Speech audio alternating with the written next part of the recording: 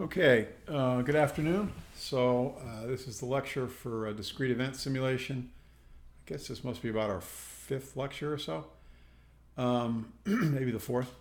And I'm a little late getting it online, and I apologize for that. We'll try to be a little bit more timely in the future. So what we're going to talk about today are a couple different things. I think you can probably see the model that I've got up on the screen. The first parts of it are pretty familiar to us. We've got a create module, or we're creating a part, a random exponential value of 3 minutes, one entity per arrival, first creation at 0, which is pretty common to what we've done. I called the entity type part 1, again, just to give some, some specificity to it rather than just leaving it as part.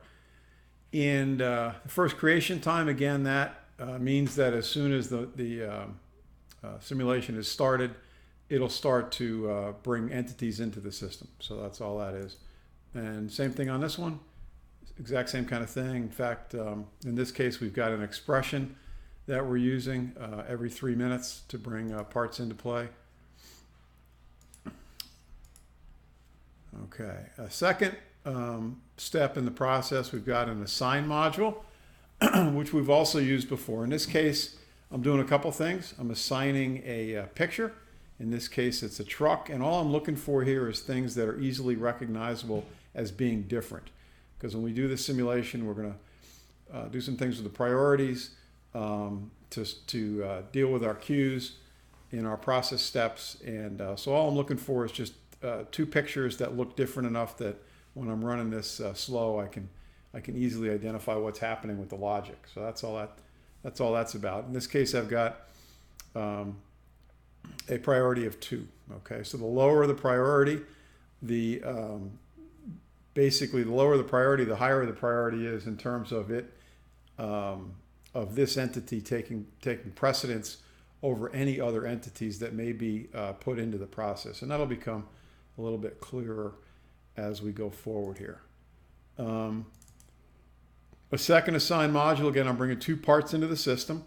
One of them I'm calling a truck, one of them I'm calling a van. And this one has a priority at this point of 1, and again, a picture of a van. And I call the entity type van. And these both feed into a process, and that process could be most anything that we've talked about, be it some sort of a machining process, assembly process, some sort of service-related thing. In this case, I have a set of resources that I'm applying, and I'm using those in a cyclical fashion. So down here, we've got our delay type, which is a triangular distribution in minutes again, and this is value added. We talked about this a little bit earlier. You can use this in a value stream mapping context, which may be our next lecture, actually, is value stream mapping.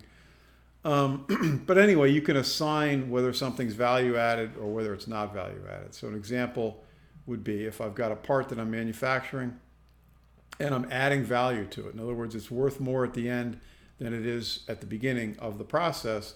That's value added. Non-value added would be something like moving a part from one place in the facility to another place.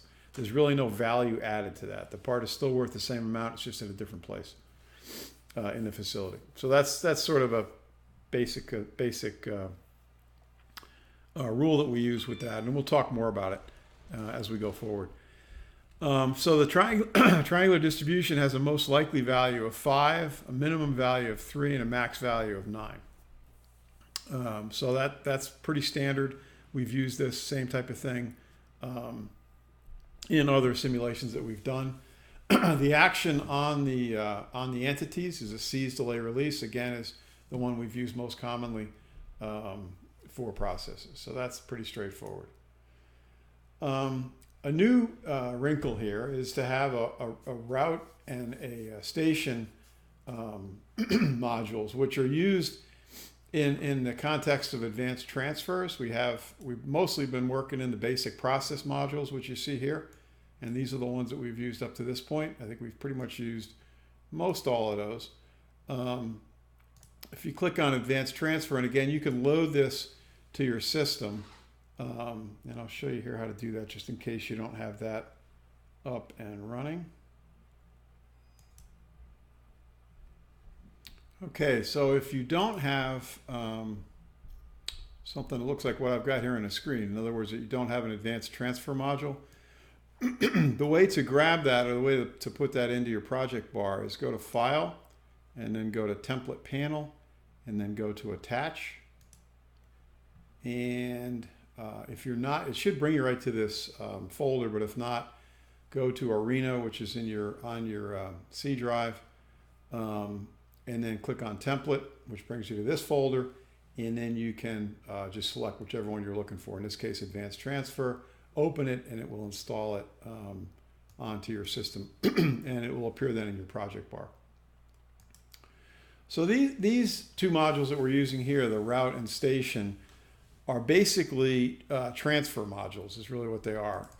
It's for example, and the example I'm sort of using here, if I had a factory in Princeton and a factory in Bluefield, and we completed process A in Princeton, and then we sent the part on to Bluefield to finish it, you might use this type of a process. What it does, you're not adding value to it, you're just moving a part from one place to the other. But you can pick a time. In this case, we pick an exponential distribution, 20 minutes. So maybe that's a little aggressive because it probably takes close to that, or maybe a little bit more than that, to get from one place to the other. But in any event, you pick your distribution, your time, again, your units, your destination type. In other words, where are you sending this to? And there's a bunch of options here. The one we're using is station. So we're routing it to a station. And then we pick a station name. And then if we look at the station module, we again give it a name, we give it a type, in this case it's a station, and we give it a station name which corresponds to what we had over here in the route, which in this case is station A, or station 1A rather. So what that does essentially is everything that comes into here gets transferred over to Bluefield. Now you can do other things with this, which we maybe will expand into a little bit. We could do a batch here, and then we could, if we go back to our basic, I think that's basic process. Yeah, we could do a batch and then a separate. So I could do a batch here, batch these things up to some amount, then route them over to Bluefield, and then do a separate to separate them into individual parts if I wanted to. This is assuming the parts are going to go basically one by one to Bluefield. And here again, here is my station module, station 1A.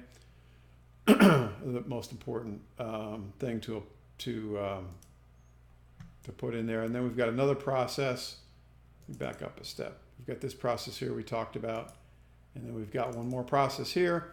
Again, similar distribution type, and that is triangular. Timing is a little bit different. My resources, again, using a set rather than a discrete value.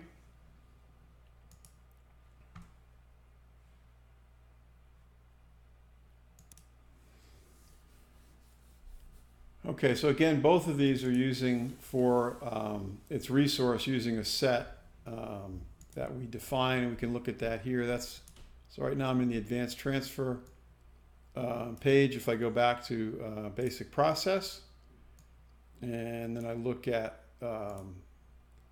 schedule. My schedules are defined for my arrival as well as my capacity. And you can leave these in here. I'm not sure if I still have these in the arrival modules. I've sort of played around with that. I may have gone back to in fact, I can check that. Yeah, I went back to an expression. So you can leave these schedules in here if you're doing some simulation stuff and you want to play around with it a little bit.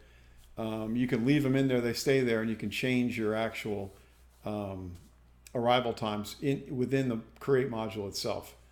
You don't have to delete these. Now, the previous version of Arena had a really nice bar graph that you could set these durations with. Unfortunately, they got away from that with this version, and that's no longer available. What they have now is just basically a little spreadsheet kind of thing that they set up that gives you the various sequence types. In other words, these on the left-hand side here are the the cyclical process 1 through 22 and the value and the duration of that. So the value you assign, the duration, in other words, how long it lasts, you also assign. So it's a little bit more cumbersome than the previous version, but that's what we've sort of got. Hopefully with the next revision, they bring that scheduling definition back, because it was pretty good. Okay, so that's that. The other thing that we've, and again, then we've got a dispose module, which again just gets rid of the entities out of the system. The other thing which is new, which I've added to today's lecture, is I've got a little plot here which shows you the parts in the queue. And this is useful. You can see, if you remember when we run this, let me just pull this out of the way here. When you run this, you've got this little bar up on the top. Both processes have it. And you can see the entities sort of stack up, right, in place here. But once you've filled that bar, you sort of lose track of them. So by plugging in a little graph like this, or a little plot like this, you can keep track of the parts in the queue, and that's sort of useful. So again, you pick a data series, in this case, number of parts. The axes, you define them, pretty straightforward, what they are in terms of number of parts in the queue. Define your titles, define the areas of the graph itself, and then finally the legend, parts in queue. And then you can also do this in a 3D view if you choose to. So if we go ahead and run this, let's just see what happens when we run it. Go ahead and click let me click the save button here, and then click the run button. And you'll see the trucks coming out of the top branch and the vans coming out of the bottom. And you'll also see that any trucks that come out go right to the head of the queue. They still build up based on the processing time here. That doesn't change with priority. You still have to deal with the relationship between the process time and the creation time. So that will still end up building a queue if this winds up being slower than the create time. And you can see the parts in the queue are building, and then they drop down a little bit and sort of level out after a period of time. Eventually, this will probably hit the 144 mark with the values that I've got in place of entities in the system, so it'll effectively shut down the simulation. But it's sort of leveling out there a little bit. And again, what you're seeing here is the relationship between the creation time, or the expression, or the statistical distribution that you picked in the creation time, and how that relates to the same thing in the process time. In other words, as these two things run and the distribution varies naturally, as it will, does it ever hit a point where the queue sort of gets out of control? And it seems like it doesn't. It seems like it gets up to about 24. Now, I've only run this 100 times, but it seems like it gets up to 24 to 28 and then sort of stabilizes, which is sort of a realistic kind of thing.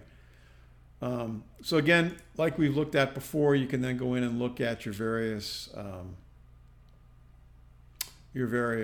reports, category overview, number out, average. If I look at, let's see, category by replication, and I start to look at some of my times, again, my average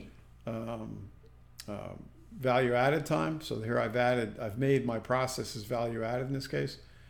Non-value added time is not, I haven't defined anything as non-value added time, so there's nothing in there. Wait time is basically, again, the time in the queues. And then transfer time, this would be your route to station situation. So that, again, is a variation that you're going to see on both of these. In this case, again, our half width is insufficient to give us a statistically valid solution here, or representation here.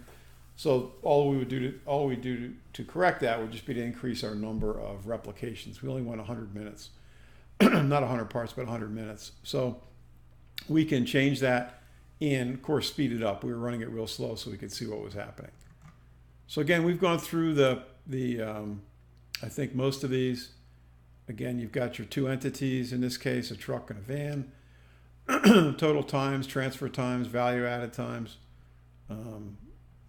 number in, number out for each of the two entity types. No frequencies defined. The processes, we didn't define any statistics. Queues, however, though, we've got a couple of queues here, process A, process B, that we're looking at that give us some times number weighting in both cases. Process B really had no wait time because, again, this is all driven by the statistical distributions that you set up.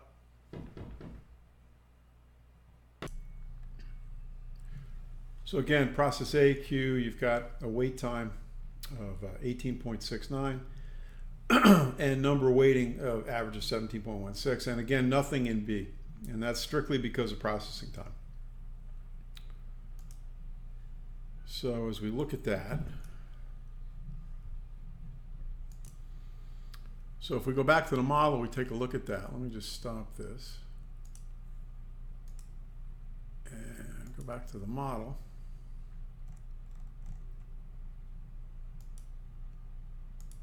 There we go.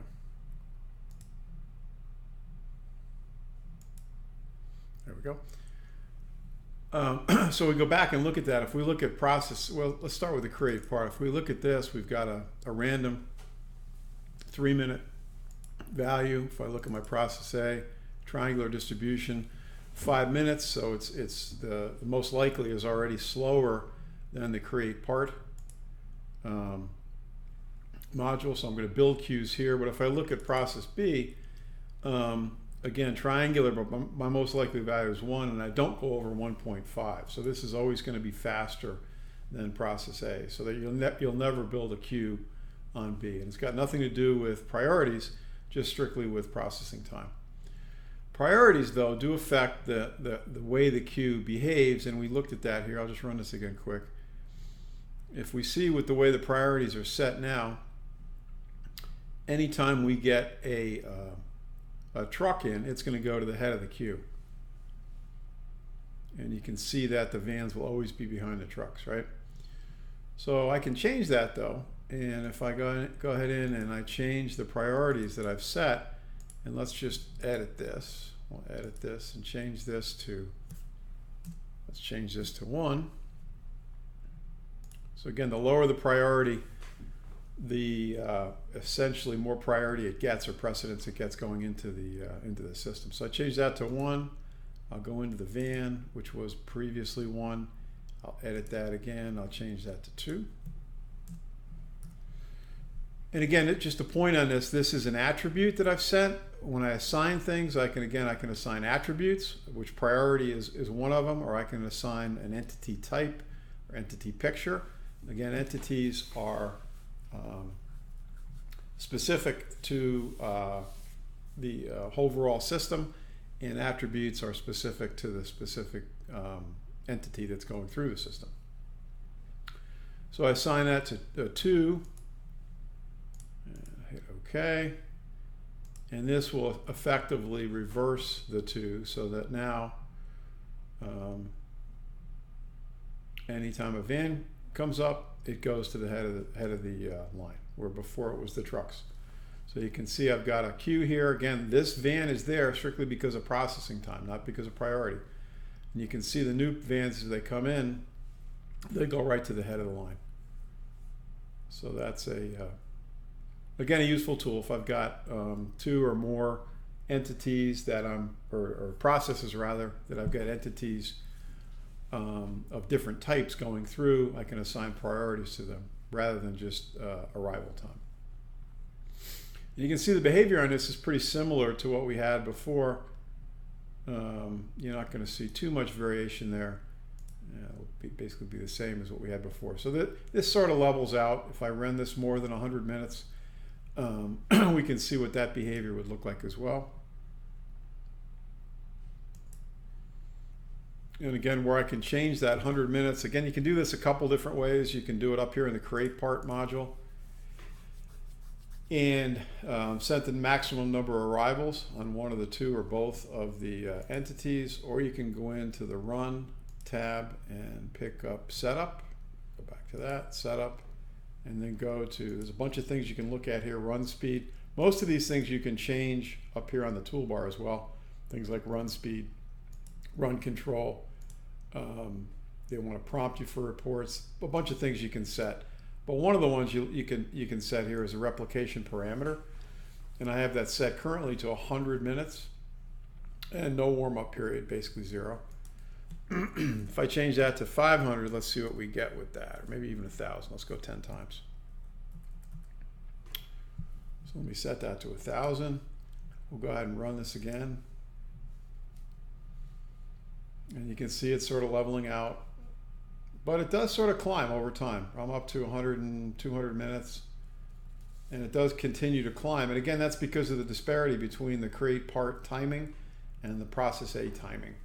So eventually this thing will once we get more than 140 or 144 in the queue, I forget the number, or in the system, there you go, 150, sorry.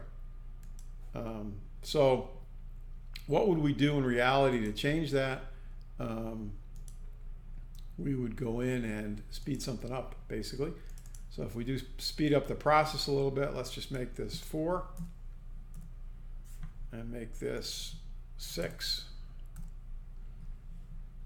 So it's an uneven distribution in terms of the disparity, the triangular shape of it, 4 being the most likely, 6 the max, 3 the min. Now let's just see what that does, just for the heck of it. Let me save this just so we don't crash and burn here. So again, we're continuing to climb if you were to do a best fit on this, but at a slower pace than what we were before. And until we get that disparity completely gone, again, my average, if you will, or my mean is going to be still greater here than it is here. This may make the 150. What did I say? 1,000? No, so 1,000. Yeah, so it's probably going to same thing. All right, so let me go back and stop that and change my window back to, and let's make this, let's ramp this back down to 2 and 3, and let's just say this will be 5. Let me go back and look at what I see, look and see what I did here. Yeah, random at 3 minutes. So that should probably run 3 and 5. Let's just see how that goes. Let me save it again.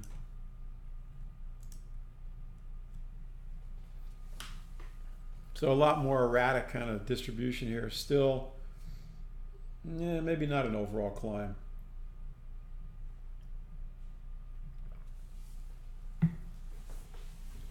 Much slower, certainly. We're up to 300 or thereabouts. Seems like it sort of levels itself off as the two distributions both are executing basically at the same time.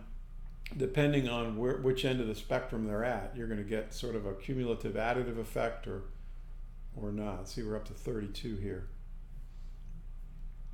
And now it's starting to come back down again a little bit, leveling off. This might make it. Looks like that may be the max. There would be some value there.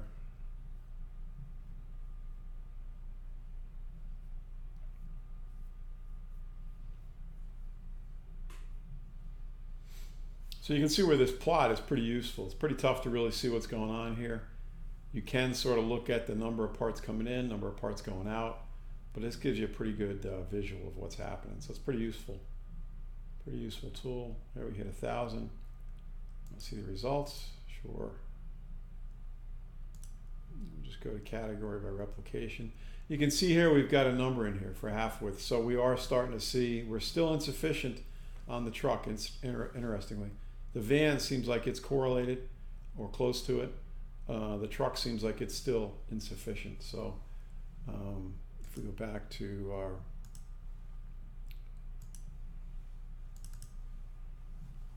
wrong one. Yeah, so maybe we're still a little off on that.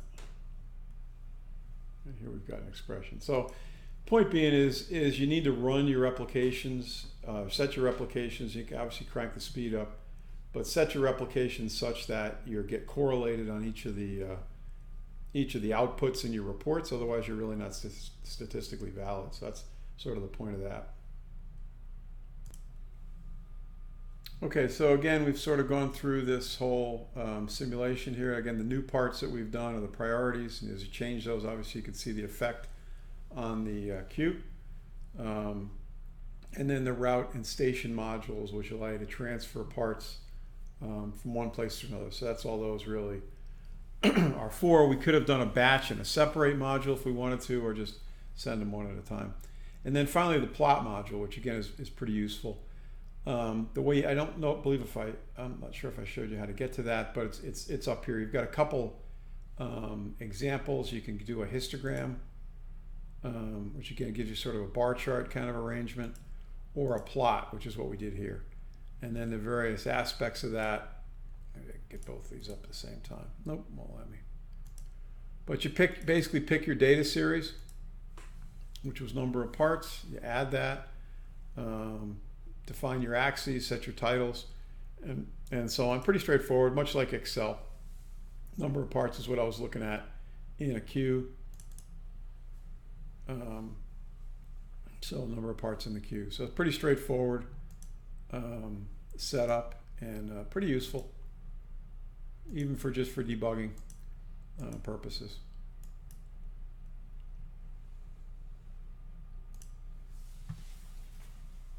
Okay, so we can go ahead and, why don't we just go ahead and add another plot here, just to give you a little bit more insight onto that. So I'll just go ahead and do the queue in process B. Let's see what that looks like. So again, I hit the plot button. I'll go into data series. Up will pop the things you really need to focus on, and really all you need to focus on to get a plot that looks reasonable like this is to name your series. I'm going to go ahead and name this number of parts.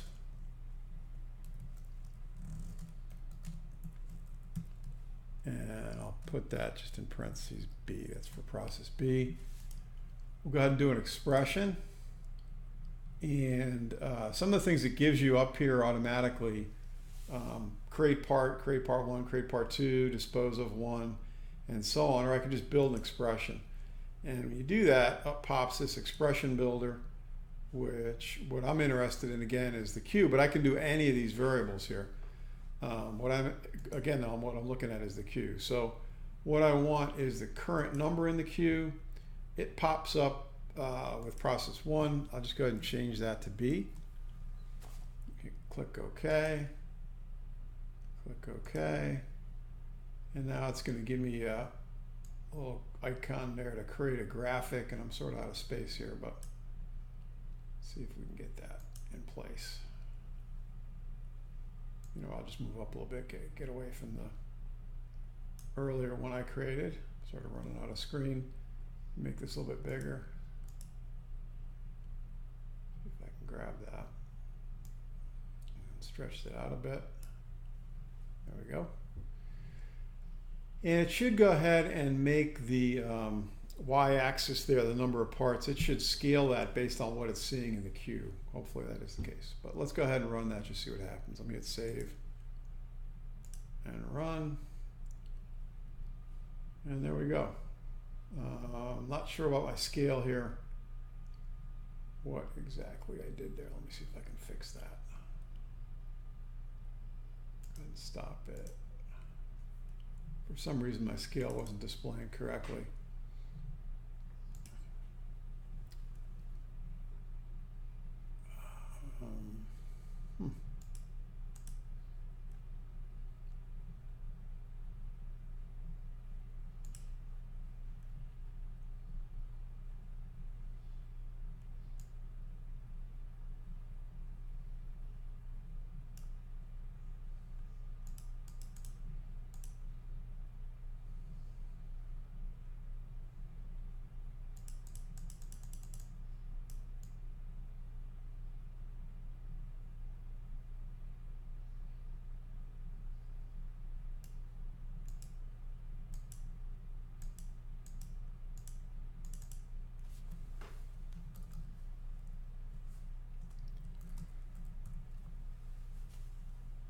Change that to true.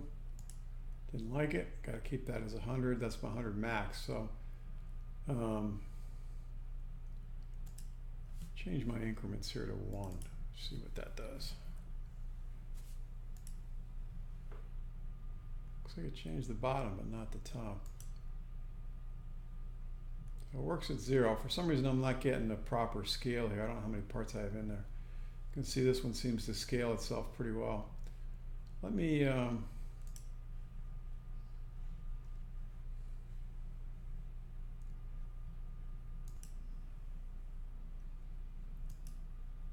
okay, so again, what we went through today, the plotting, assigning a priority, and the route station modules. So pretty useful tools. And so again, that's it for today's lecture. What I'd like you to do, and again, I'm giving you short notice on this since it's Monday night. Class is on Wednesday. Class, we will not have class again. It will be online only. But what I'd like you to work on, and get me this by the end of the week, and then I'll stagger the homework on Wednesday. But get me a simulation where you do a manufacturing operation and you create a couple of parts, let's say 3 parts, assemble them together. So that would be a process module. Do some assignments of priorities, and then do, much like I've done here with a route station module, also include plots of something. I don't care if it's parts in the queue or parts being processed. You saw a bunch of different possibilities there. So put a couple of plots on the simulation as well. So again, manufacturing operation, 3 parts, assign priorities, and have at least a couple of processes and a route and station module. So move it from one place to the other. And that'll be due, let's make that due on Friday, and then the homework that I'll give out on Wednesday's lecture, we'll make that due the following Wednesday. So hopefully we can get caught back up here. And again, no in-class class on Wednesday. We'll have the lecture sent out, and I'll be a little bit more timely with it this time and get that sent out to you on Wednesday evening. So, and I think what we'll focus on for the next lecture will be value stream mapping, which basically is sort of the front end of what we're doing here, where we plot out a process, and then we ultimately bring that into a simulation package. So I think that'll be some useful stuff as well. Okay, so that's it. Thanks for your attention.